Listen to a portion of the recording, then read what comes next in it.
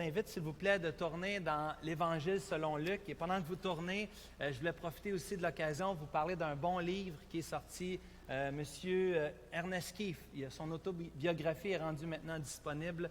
Alors, ceux qui seraient intéressés, on va aussi laisser une copie en arrière. J'ai ramassé d'autres copies aussi. Avis aux intéressés pour ça. On est dans l'Évangile selon Luc. Et je vous demande, dans Luc chapitre 5, les versets 17 à 26. Nous poursuivons vraiment une étude merveilleuse. La semaine dernière, on a été vraiment bénis de voir le lépreux purifié et maintenant, c'est le paralytique qui sera pardonné et aussi guéri. Lisons ensemble dans Luc chapitre 5, les versets 17 à 26. Un jour, Jésus enseignait. Des pharisiens et des docteurs de la loi étaient assis, venus de tous les villages de la Galilée, de la Judée et de Jérusalem. Et la puissance du Seigneur se manifestait par des guérisons. Et voici des gens portant sur un lit un homme qui était paralytique, cherchaient à le faire entrer et à le placer sous ses regards, sous les regards de Jésus. Comme ils ne savaient par où l'introduire, à cause de la grande foule, ils montèrent sur le toit et ils le descendirent par une ouverture avec son lit au milieu de l'assemblée devant Jésus. Voyant leur foi, Jésus dit, « Homme, tes péchés te sont pardonnés. » Les scribes et les pharisiens se mirent à raisonner et à dire, « Qui est celui-ci qui profère des blasphèmes? Qui peut pardonner les péchés si ce n'est Dieu seul? » Jésus connaissait leurs pensées, prit la parole et leur dit, « Quelle pensée avez-vous dans vos cœurs?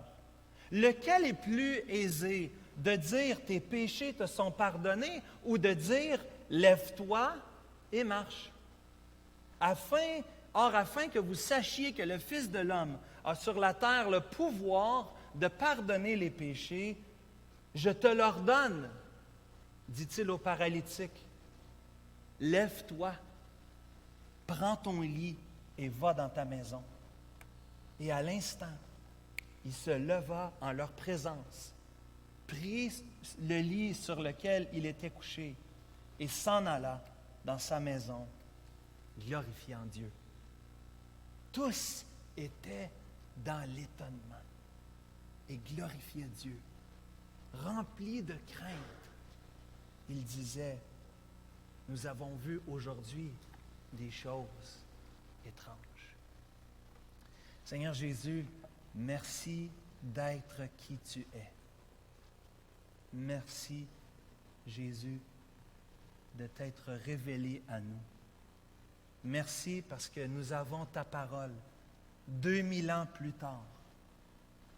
Nous entendons, nous transportons pour voir cette histoire. Nous sommes émerveillés à nouveau devant toi. Tu as toute autorité. Nous nous inclinons devant toi ce matin et te célébrons, te glorifions dans le nom de Jésus. Amen. J'aimerais que vous êtes dans l'Évangile selon Luc, que vous puissiez juste voir, j'aime toujours suivre le mouvement du texte. Et dans Luc, au chapitre 4, les versets 14 à 30, après que Jésus eut été tenté dans le désert, Jésus rentre dans sa propre synagogue et démontre son autorité par son enseignement dans les versets 14 à 30 du chapitre 4. Au verset 31 à 37, on voit Jésus qui a autorité sur les puissances démoniaques, alors qu'il chasse un démoniaque pendant le service dans la synagogue. Ensuite, il rentre chez Pierre et guérit la belle-mère de Pierre, démontrant son autorité sur la maladie. Il ensuite va faire cette pêche miraculeuse. Il démontre qu'il a autorité sur les éléments de la nature.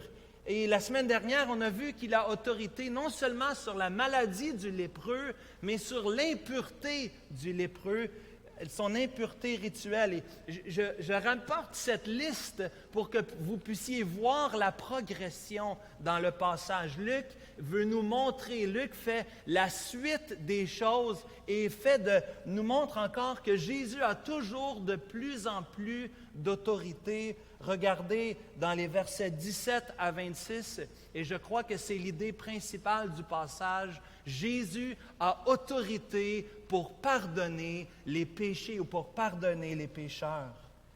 Quel Dieu merveilleux nous avons. Et ce matin, un peu comme la semaine dernière, j'ai choisi de faire une liste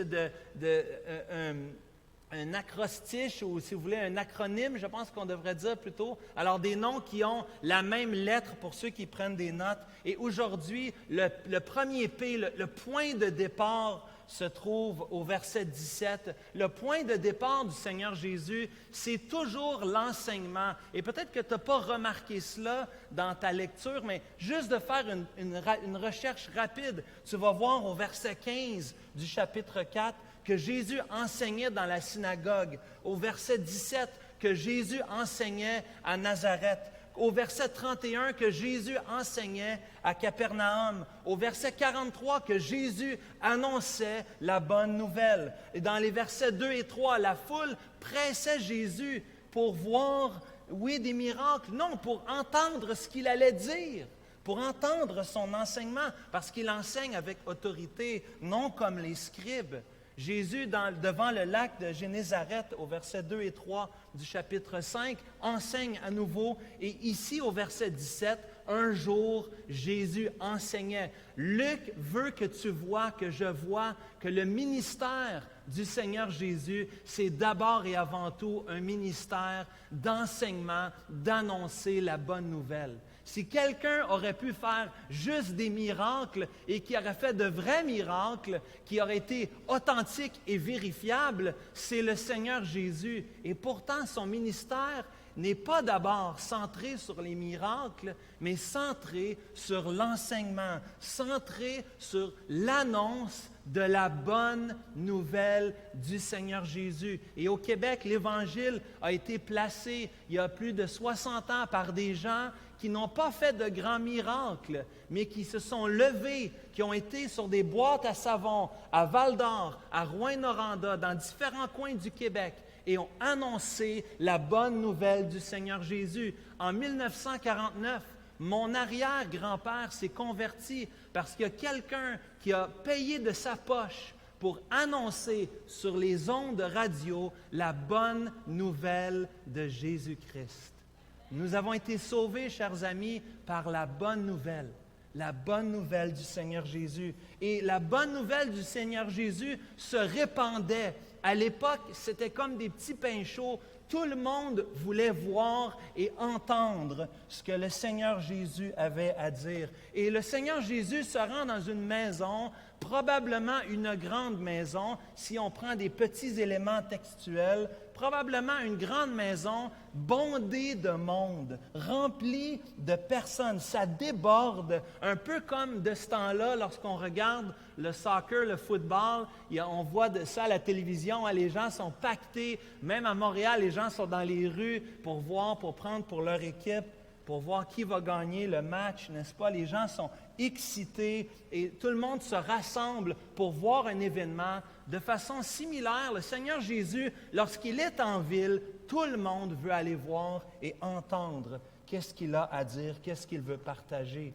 Et dans ce point de départ d'enseignement, Jésus enseigne, et c'est normal que les gens viennent le voir. Il enseigne avec autorité, non comme les scribes.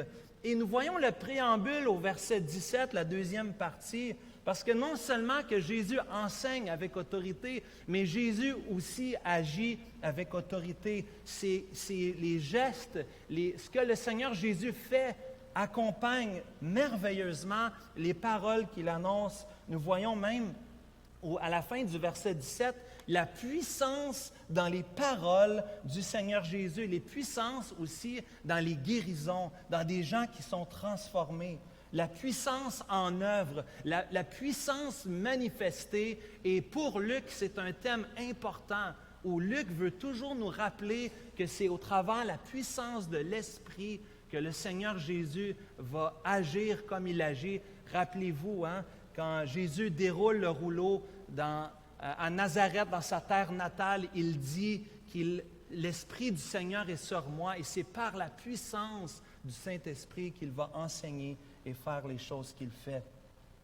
Mais malheureusement, dans le préambule, il y a des mauvaises nouvelles. Au verset 17, il y a certains personnages qui se trouvent au beau milieu des miracles et de l'enseignement du Seigneur Jésus, des personnages qui n'aiment pas le ministère ni les paroles du Seigneur Jésus, les pharisiens et les docteurs de la loi. Ici, vous voyez au verset 17 du chapitre 5 la première mention des pharisiens, la première mention des scribes, des docteurs de la loi, les avocats, les notaires, si vous voulez, de l'époque, les scribes qui connaissaient, qui copiaient la parole de Dieu, qui connaissaient les détails de la loi, et aussi les pharisiens, ceux qui sont connus comme étant des très rigoureux, surtout au niveau politique, un peu moins sévères à l'égard de la loi, mais définitivement passionnés. Ils ont un agenda politique très clair et c'est des drôles de compagnons, même de les voir. Nous, on le lit dans notre Bible, des pharisiens, des scribes ou des pharisiens puis des docteurs de la loi, mais ce ne sont pas vraiment des amis. Probablement que ces groupes-là étaient en désaccord la plupart du temps, mais quand ça vient à éliminer ou à nuire au Seigneur Jésus, ils ont exactement le même agenda et cherchent à travailler ensemble de cette manière. Et on voit au verset 17 que ce nouveau groupe est introduit dans l'Évangile selon Luc et c'est le début de l'opposition. Peut-être tu veux le souligner parce que dans ta Bible, tu vas voir que c'est le début de l'opposition dans le ministère du Seigneur Jésus. Une opposition qui va aller de façon graduelle, qui va augmenter en intensité, une opposition qui va chercher à détruire, à picosser, à trouver toutes les petites failles dans les œuvres et les paroles du Seigneur Jésus. Et c'est encore là, c'est un peu, pour nous, on regarde ça aujourd'hui, puis on se dit, ça se peut pas que quelqu'un veut critiquer le Seigneur Jésus qui fait des miracles, qui guérit des gens, qui prend soin, qui fait du bien, qui purifie un lépreux aujourd'hui, qui va donner vie à celui qui est paralysé, cloué dans son lit. Comment pourrait-on chercher à nuire à celui qui fait un ministère si puissant, qui est rempli de compassion? Et il y a beaucoup de paradoxes qu'on va voir dans l'Évangile selon Luc, dans les prochaines semaines, les prochains mois. On va voir, c'est souvent paradoxal de voir l'attitude des pharisiens. Et Jésus n'y va pas de main morte. Jésus ne va pas avec le dos de la cuillère lorsqu'il parle des pharisiens. Tournez dans Matthieu au chapitre 23, juste quelques versets. Je ne peux pas m'empêcher ce matin d'en citer quelques-uns, juste pour vous montrer que Jésus voyait clair. Jésus savait très bien l'attitude des pharisiens et le démasque ouvertement.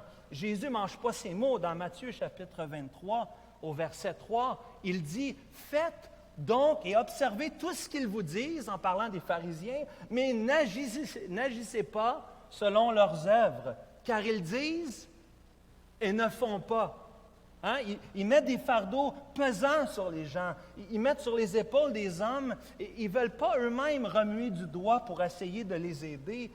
Ils font toutes leurs actions, au verset 5, pour être vus des hommes, pour être vus des autres. Les scribes et les pharisiens, ils aiment la première place dans les festins. Ils aiment avoir les premiers sièges dans les synagogues. Ils aiment être salués dans les places publiques, à être appelés par les hommes rabbi, maître, enseignant. Ils aiment recevoir des titres, n'est-ce pas? Malheur à vous, verset 14, scribes et pharisiens, hypocrites, parce que vous dévorez les maisons des veuves et que vous faites pour l'apparence de longues prières, à cause de cela, vous serez jugés plus sévèrement. Verset 23, « Malheur à vous, scribes et pharisiens, hypocrites, parce que vous payez la dîme, ah oui, la dîme, de la menthe, de l'âneth, du cumin, les petits détails, et que vous laissez ce qui est le plus important dans la loi, la justice, la miséricorde et la fidélité. Verset 25. « Malheur à vous, scribes et pharisiens, hypocrites, parce que vous nettoyez le dehors de la coupe. » Imaginez comment ils veulent que ça paraisse. Vous nettoyez le dehors de la coupe et du plat, et qu'au-dedans, ils sont pleins de rapine et d'intempérance. Pharisiens aveugles, nettoient premièrement l'intérieur de la coupe et du plat, afin que l'extérieur aussi devienne net. Malheur à vous, verset 27. « Scribes et pharisiens, hypocrites, parce que vous ressemblez à des sépulcres blanchis qui paraissent beaux au dehors et qui au dedans sont pleins d'ossements de mort et de toute espèce d'impureté. » Dernier verset, verset 28. « Vous de même au dehors, vous paraissez juste aux hommes, mais au dedans, vous êtes pleins d'hypocrisie et d'iniquité. » C'est eux qui arrivent en scène dans Luc chapitre 5. C'est eux qui sont là. C'est ces hypocrites. C'est ces gens qui mettent beaucoup d'emphase sur l'extérieur. Et ce n'est pas surprenant de voir le début des controverses lorsqu'on voit arriver les docteurs de la loi et des pharisiens. Plutôt que d'être emballés par les paroles, la puissance en œuvre du Seigneur Jésus, les pharisiens sont contrariés à cause de toutes sortes de petits détails. Et ils vont tenter de toutes sortes de manières à mettre des bâtons dans les roues. Et en contraste, c'est très... Il y a une image ici qui nous est dépeinte devant nous, dans les versets 17 à 26. La religiosité extérieure, la beauté extérieure, les apparences extérieures des scribes et des pharisiens, mais la mort intérieure, on va le voir dans quelques instants, et un autre personnage dans ce passage, le paralytique, qui, lui, pour sa part, ne peut pas se servir de ses membres extérieurs. Mais à l'intérieur, nous allons voir la grande foi de ce paralytique. Il y a tout un contraste entre les pharisiens et le paralytique et ses amis, parce qu'on le voit dans les versets 18 à 20, dans une place bondée de monde. Le paralytique ne peut même pas se déplacer lui-même. Comment fait-il? 4 de ses amis, nous disent les passages parallèles, 4 de ses amis l'apportent devant le Seigneur Jésus. Quelqu'un ici qui était paralysé à l'époque n'avait pas les soins, n'avait pas le transport adapté à l'air climatisé que nous avons aujourd'hui. Il n'avait pas les soins et les hôpitaux comme nous avions aujourd'hui. Un paralysé, c'est quelqu'un qui passait par des moments difficiles, quelqu'un qui avait beaucoup c'était compliqué sa vie. Évidemment, il n'est pas comme le lépreux. La semaine dernière, on a vu que le lépreux, en plus d'être malade, devait être exclu parce qu'on ne voulait pas une épidémie, on ne voulait pas que la lèpre se répande parmi le peuple. Mais sans doute, une personne qui était paralytique était exclue, était méprisée. Plusieurs à l'époque croyaient que la maladie physique venait suite au péché. Et rappelez-vous, dans Jean chapitre 9, lorsque Jésus avait vu un aveugle de naissance, ses disciples lui avaient posé la question, « Rabbi, Maître, qui a péché, cet homme ou ses parents, pour qu'il soit né aveugle? » La réaction serait la même chose. Un aveugle, une personne qui était paralysée, est-ce que c'est lui qui a péché? Est-ce que ce sont ses parents qui ont péché? Et dans Jean chapitre 9, au verset 3, c'est intéressant, Jésus dit, ce n'est pas que lui ou ses parents aient péché, mais c'est afin que les œuvres de Dieu soient manifestées en lui. Et ici, c'est cette même idée, on n'a pas d'idée, on ne sait pas s'il était malade de naissance, on ne sait pas si c'est la conséquence d'une infection, on ne sait pas si c'est un jugement de Dieu, mais nous savons dans le texte qu'il y a un paralytique qui doit se présenter devant le Seigneur Jésus parce qu'il est en difficulté. Il est en grand désarroi. Et c'est intéressant, on avait déjà vu dans Luc chapitre 4, les versets 18 à 19, quand Jésus avait dit « L'Esprit du Seigneur est sur moi » lorsqu'il avait prêché à Nazareth, parce qu'il m'a oint pour annoncer une bonne nouvelle aux pauvres.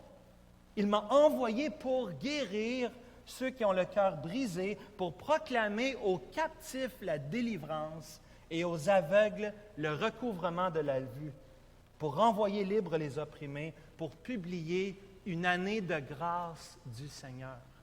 Déjà, Luc nous donne un clin d'œil, nous dit « ça s'en vient ». Ça s'en vient. Le Seigneur Jésus est venu. L'ère messianique est bien commencée. Et nous voyons ici ce paralytique qui veut autant que possible se rendre devant le Seigneur Jésus. Et avec l'aide de ses amis, on arrive à le hisser, à passer par le toit. Les toits de maison, c'était comme nos balcons, c'était comme probablement les endroits où on allait passer pour se rafraîchir, ou pour être à l'extérieur, une place qu'on allait s'asseoir et être avec des amis. Et les amis du paralytique le montent sur le toit et probablement qu'ils auraient dû démonter le toit parce que la maison, le toit aurait été fait avec des poutres de bois, avec soit de la boue et des feuilles ou des tuiles, dépendamment de quel commentaire vous lisez, mais ils ont dû faire un espace par le toit pour trouver le Seigneur Jésus. Et probablement dans une grande maison, ils ont dû travailler ensemble avec ingéniosité pour savoir exactement où se trouvait le Seigneur Jésus pour pouvoir descendre le paralytique par le toit. Et ces amis ici, c'est des amis précieux, c'est des amis comme ça qu'on veut avoir. Spurgeon, il dit que je préfère avoir un ami qui m'amène à Jésus que de comprendre tous les mystères de la théologie. Je préfère avoir un ami qui m'amène à Jésus. Le paralytique avait un ami et des amis qui l'ont amené au Seigneur Jésus. Et on remarque ici la persévérance, le travail d'équipe, comment ils ont fait pour l'amener sur le toit. Ça devait être assez compliqué, n'est-ce pas? Mais ils se sont rendus là. Ils ont été jusque-là en tant qu'amis avec leur ami qui était cloué dans son lit lorsqu'il était malade, paralysé, suspendu par des cordes. On l'a descendu par le toit. Et remarquez l'attitude, la réponse du Seigneur Jésus lorsqu'il voit le paralytique et ses amis. Regardez au verset 20. Au verset 20, les trois évangiles, Matthieu, Marc et Luc, rapportent la même expression. Et il faudrait souligner ça si tu prends des notes. Souligne au verset 20, Jésus voyant leur foi. Jésus voyant leur foi. Ce qui impressionne le Seigneur Jésus, ce n'est pas le charabia extérieur, n'est-ce pas? L'attitude des pharisiens. Jésus, tantôt on a lu dans Matthieu 23, il n'est pas impressionné par l'attitude extérieure des pharisiens. Jésus est impressionné. Ce qui attire l'attention du Seigneur Jésus, ce qui fait que le Seigneur Jésus arrête son enseignement dans cette maison, c'est de voir la foi de cet homme, la foi de ces hommes, les quatre amis du paralytique, qui le descendent par un toit. Jésus devait enseigner dans la maison, devait être en dessous et peut-être qu'il recevait même des miettes, des pièces de boue qui lui tombaient sur la tête. Peut-être qu'il y avait du feuillage un peu qui tombait. Imaginez la scène. La maison est bondée de monde. Imaginez si tu étais le propriétaire. On est en train de défaire mon toit pour rentrer un paralytique. Jésus voyant leur foi. Jésus voyant leur foi est absolument impressionné et le souligne. Jésus, c'est ce que Luc veut que tu vois. Jésus veut que tu vois pas la grandeur de leur foi, mais l'objet de leur foi. La foi en Jésus, la foi de voir Jésus, la foi d'être touché. Rappelez-vous la semaine dernière, le lépreux qui a été touché par le Seigneur Jésus. Cette foi qui amène avec détermination, malgré les obstacles. Nous, les baptistes, probablement qu'on aurait vu qu'il y a plein de monde, on aurait dit, ben écoute, c'est peut-être pas la volonté du Seigneur, peut-être qu'on serait mieux d'aller chez Rosa et faire un barbecue à la place. Hein? On reviendra un autre jour. Hein? C'est pas le temps de Dieu. Peut-être qu'on aurait pensé ça. Hein? Vous auriez pensé ça? Peut-être que c'est trop de trouble. C'est trop de trouble. J'en ai trop dans ma vie. C'est drôle, les amis du paralytique et le paralytique, ils continuent eux autres, malgré les obstacles. C'est plein de monde, on va trouver un moyen. La foi, regardez cette foi agissante. Je ne pense pas que c'est l'idée principale, mais je pense que c'est une idée secondaire du texte, sans doute. La foi agissante des amis, la foi persévérante des amis, la foi persistante des amis, la foi humble qui dit « j'ai aucune autre alternative, sauf que de me rendre devant le Seigneur Jésus. » Il n'y a pas d'autre solution, il n'y a pas d'autre moyen. La seule chose qu'on peut faire, c'est se rendre aux pieds du Seigneur Jésus. Or, sans la foi, il est impossible de lui être agréable. Hébreux 11, verset 6. Sans la foi, mon ami. Sans la foi en action, mais sans la foi, impossible de lui être agréable. Le paralytique, ça nous parle fort, sa foi, lui et ses amis. Et ensuite, on voit le Seigneur Jésus qui lui-même nous surprend. Cette réponse est un peu surprenante. Probablement qu'ils ont amené leur ami, le paralytique, devant Jésus pour qu'il soit guéri, pour qu'il soit rétabli de sa paralysie. Mais le Seigneur Jésus a un autre plan. Le Seigneur Jésus, comme Randy a prié tantôt, est souverain, puis on veut que ce soit sa volonté qui soit faite. On cherche la volonté de faire selon Dieu, selon son plan. Puis le plan du Seigneur, ce n'est pas d'abord de le guérir physiquement. Dans les versets 20, 21 et 24, nous voyons celui qui nous dit, qui s'adresse, dans Luc, c'est « homme », mais dans Marc, c'est « mon enfant », « mon fils ». Jésus le regarde avec amour, l'amour d'un père pour son enfant, l'amour d'un père pour son fils. Il lui dit, « Mon enfant, homme, voyez la compassion?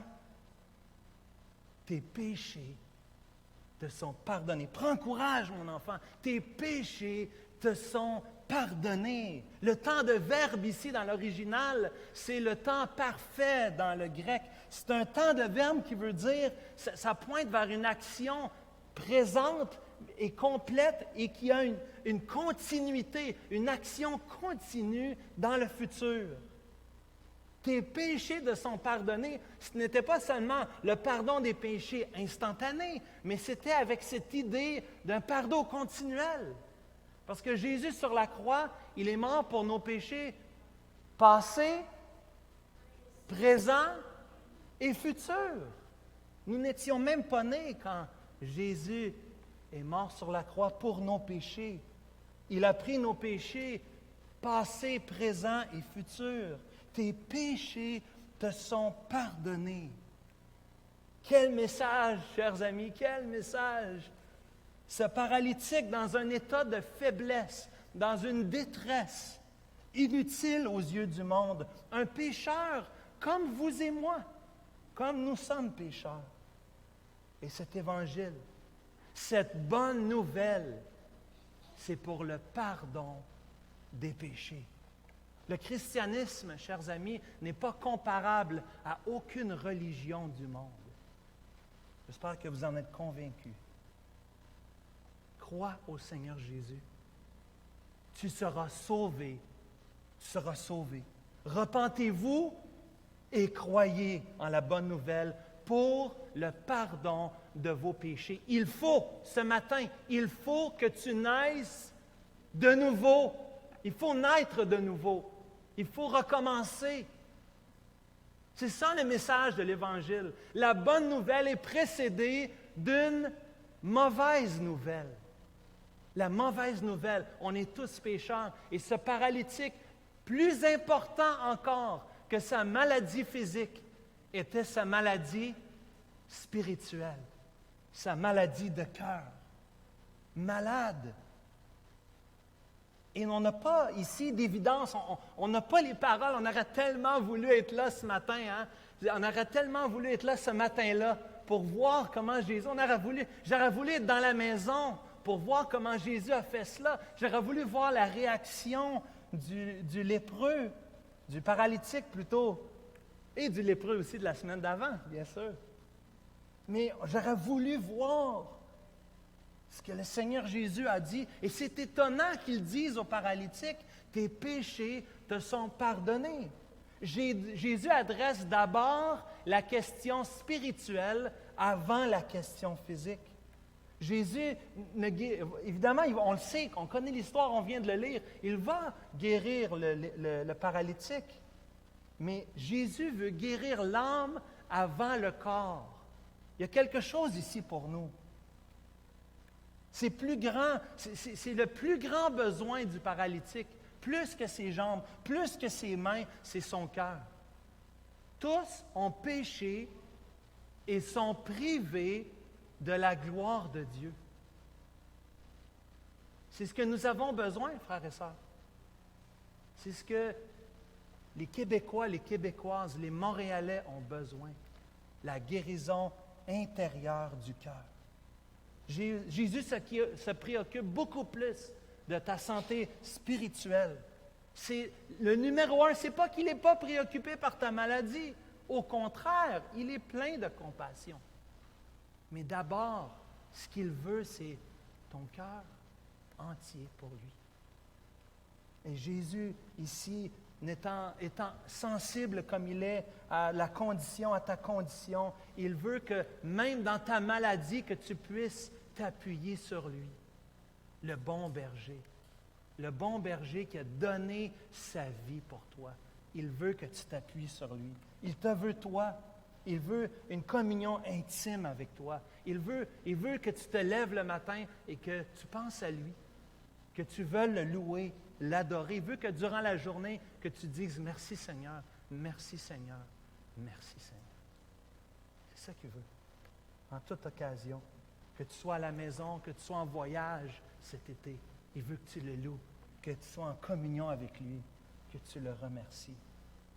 Et dans un monde où nous sommes tellement centrés sur nos besoins dans l'immédiat, nos besoins court terme, on pense manger, dormir, la santé, bien sûr, mais beaucoup d'autres détails qui prennent beaucoup de place, qui accaparent nos pensées, nos préoccupations, notre compte de banque, notre confort, notre sécurité, notre plaisir.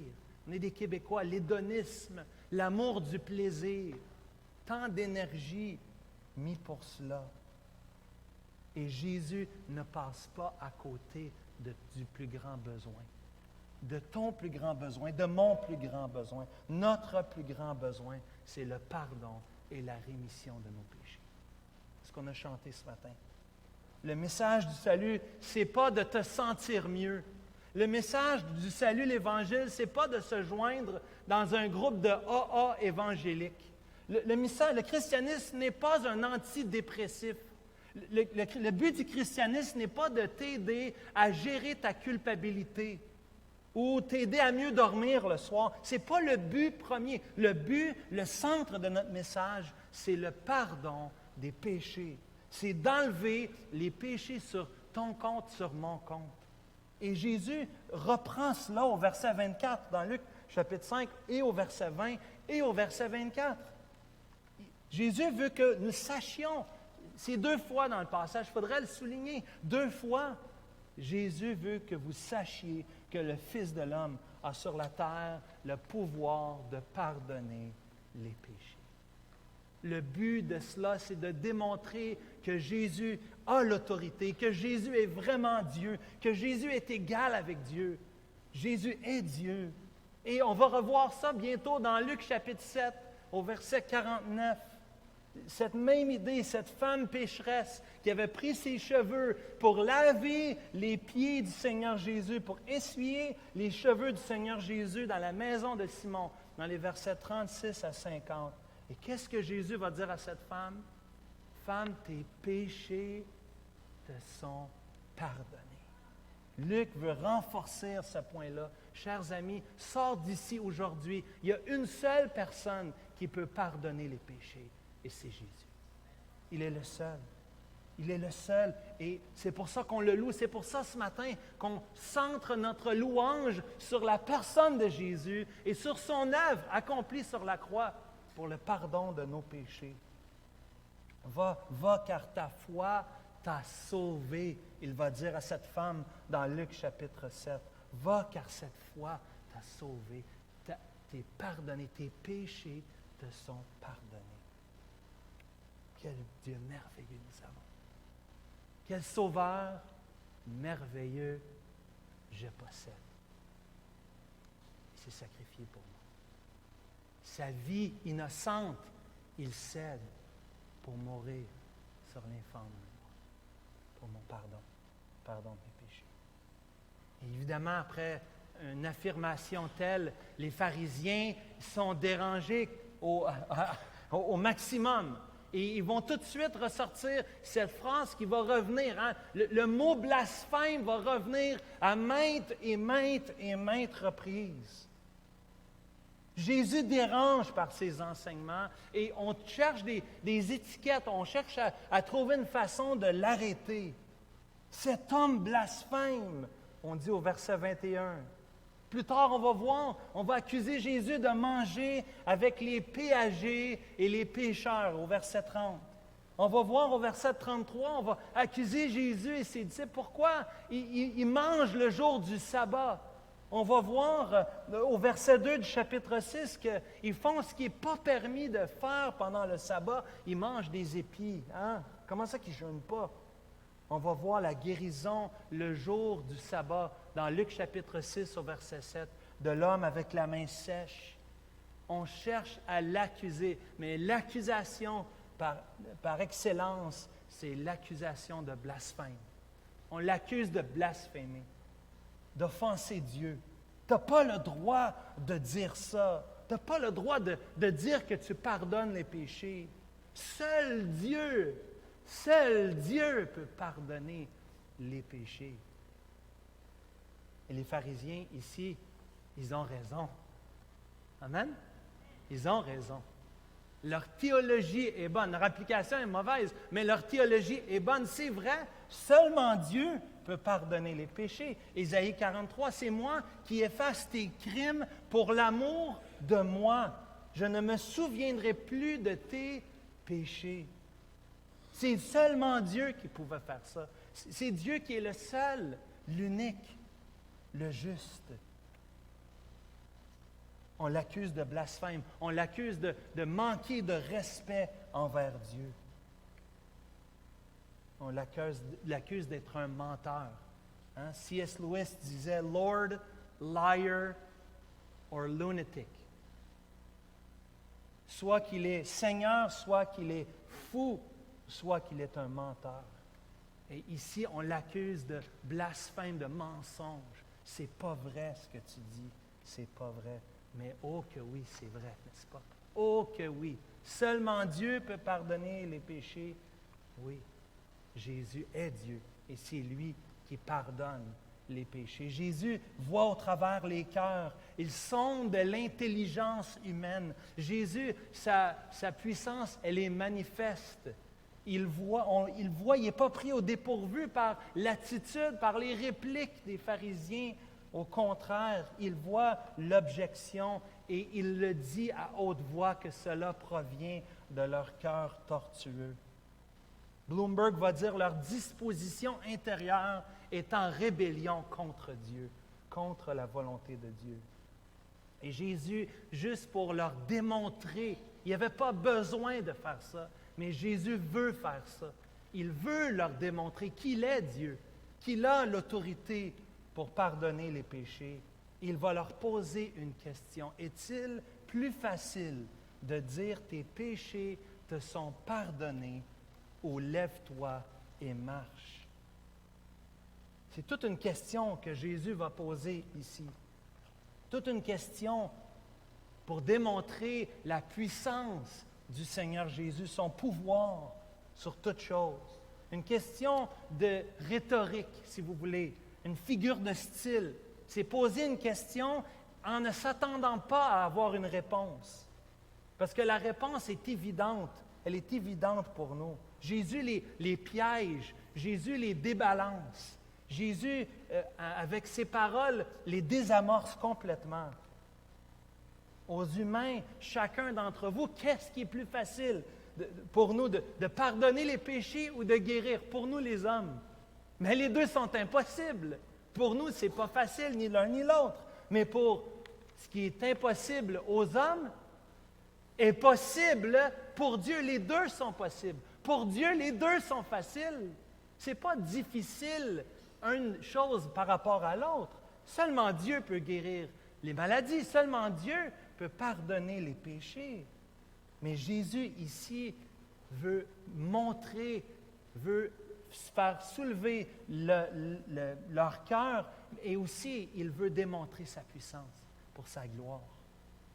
Il est plus facile de dire « tes péchés te sont pardonnés ». Dans ce sens, c'est plus facile de dire quelque chose qu'on ne peut pas prouver. Comment on prouve que tes péchés sont pardonnés? Mais de dire à quelqu'un que tu es guéri, et la preuve, l'évidence est là. Il se lève, il marche, il sort de la pièce. Il est plus facile de démontrer, du moins, celui qui est guéri physiquement versus celui qui est pardonné intérieurement. Jésus fait ce miracle dans les versets 22 à 25. Il est omniprésent, il est omniscient, il sait toutes choses, il sait même ce qu'il pense. Il le sait. C'est évident. C'est évident. Et dans les versets 24 et 25, regardez le parallélisme. Regardez dans le verset 24 ce que Jésus va dire au paralytique et ce que le paralytique va faire au verset 25. Ce qu'il dit et ce qu'il fait, c'est un miroir. Le paralytique fait exactement ce que le Seigneur Jésus lui dit de faire. Lève-toi, prends ton lit et va dans ta maison. Vas-y, lève-toi, lève-toi. Et à l'instant même, Luc veut que tu vois ça. Il n'a pas eu besoin de retourner chez lui, puis de prier, puis envoyer de l'argent par la poste. Il n'a pas eu besoin de prendre de l'huile ou un breuvage ou se reposer pendant quelques semaines. La guérison fut instantanée. C'est une guérison miraculeuse. Le Tout-Puissant. Les guérisons de Jésus, ça ne prend jamais beaucoup de temps, n'est-ce pas? Des fois, il faut aller se laver après, là, laver les yeux, là, quand il avait dit « va te laver ». Mais c'est instantané. Il n'y a pas de délai, c'est tout de suite. Une guérison instantanée. Retourne à la maison. Et le texte nous dit qu'il se lève. Il se lève et il s'en va chez lui, glorifiant Dieu. Wow! Imaginez-vous, mettez-vous dans la peau du paralytique aujourd'hui. Le paralytique qui vient d'être pardonné de ses péchés. Le paralytique, on vient de lui dire, lève-toi, prends ton lit, va chez toi.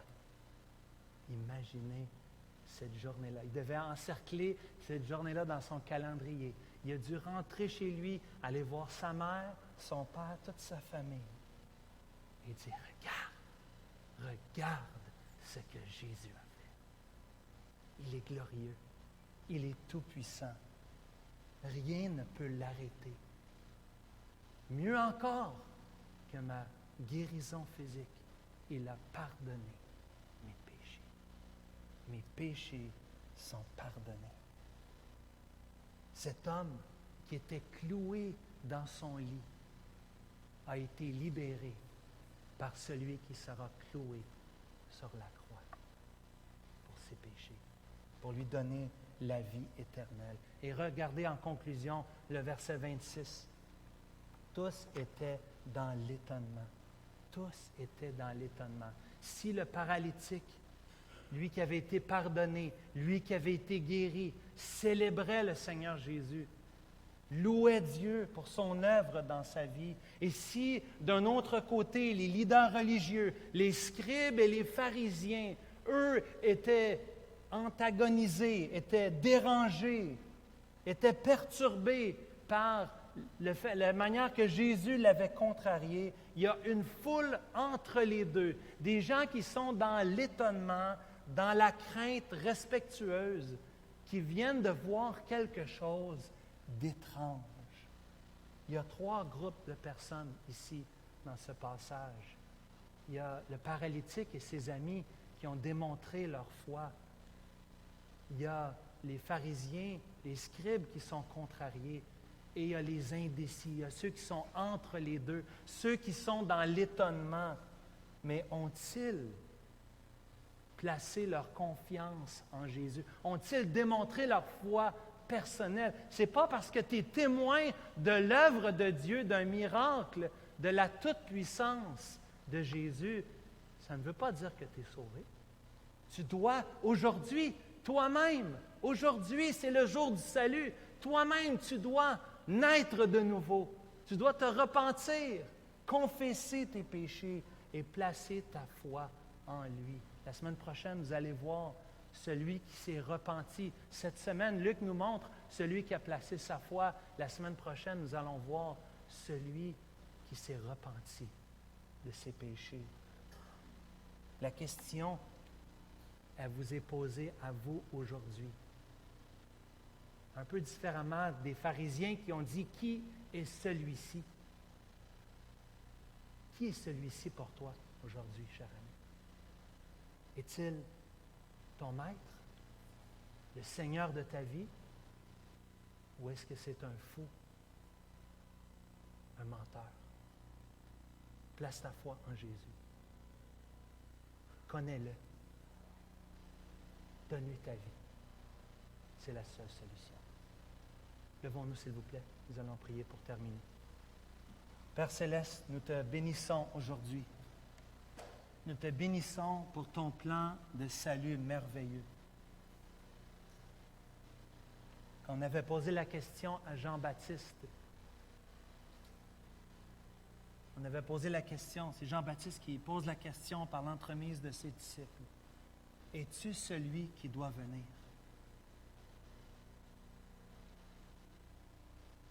Les boiteux marchent. Les paralytiques sont guéris. Les lépreux sont purifiés. Les malades sont guéris. Mais bien plus encore, les péchés sont pardonnés. Nous te remercions, Jésus, te louons ce matin parce que tu as donné ta vie pour nous. Tu as été cloué sur la croix pour que nous qui étions sous l'esclavage du péché, que nous puissions avoir la vie en abondance. Nous prions pour celui ou celle qui est ici ce matin, qui n'a pas encore placé sa confiance en toi, démontré sa foi. Nous prions qu'il prenne ce pas aujourd'hui, avant de quitter ce lieu. Seigneur, nous te remercions. Nous voulons te prier que tu puisses nous bénir cette semaine, nous accompagner, alors que nous allons quitter ce lieu. Puissons-nous parler de cette bonne nouvelle qui comporte, oui, une mauvaise nouvelle. Puissons-nous en parler à nos enfants, à nos voisins, à notre famille, afin que tous puissent te glorifier et dire, Seigneur Jésus, tu es merveilleux. Bénis ton assemblée. Sois avec ceux qui souffrent, Seigneur, ceux qui souffrent en silence, ceux qui sont éprouvés, ceux qui sont malades, Seigneur, dans l'Église. Soutiens-les, Seigneur, qu'ils puissent placer leur foi en toi. Bénis cette journée. Et merci. Merci, Seigneur, pour ce beau pays dans lequel tu nous as placés. Nous sommes reconnaissants. T'en prions dans le nom de Jésus. Amen.